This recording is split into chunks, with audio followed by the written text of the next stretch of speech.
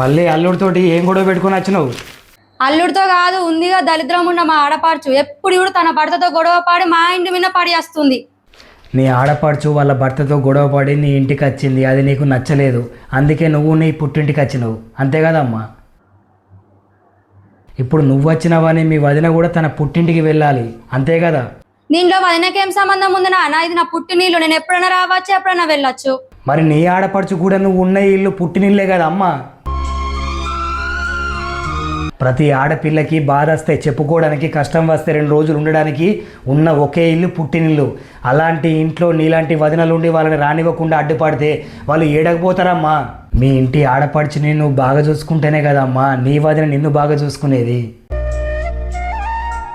ఆడపడుచుకి కష్టం వచ్చి ఇంటికి వస్తే తనకి ధైర్యం చెప్పి తోడుండే వదినలను చూసిన, కానీ ఇలా ఆడపడుచు వచ్చిందని ఇంటిని వదిలేసి వచ్చిన వదినని నిన్నే చూస్తున్నామ్మా. నీలాంటి కూతురికి తండ్రి అయినందుకు సిగ్గేస్తుందమ్మా. అందరి తలరాతలు ఒకే విధంగా ఉండవు. కష్టం వచ్చినా సంతోషం వచ్చినా ఆడవారు వెళ్ళేది తన పుట్టింటికే. ఈరోజు నీ ఆడపడుచు వస్తే హేళన చేస్తున్నావు, రేపు నీకు కష్టం వచ్చి నీ పుట్టింటికి వెళ్ళాల్సి వస్తే అప్పుడు నీకు ఒక వదిన ఉంటుంది, తనని కూడా నీలాగానే చూడమంటావా?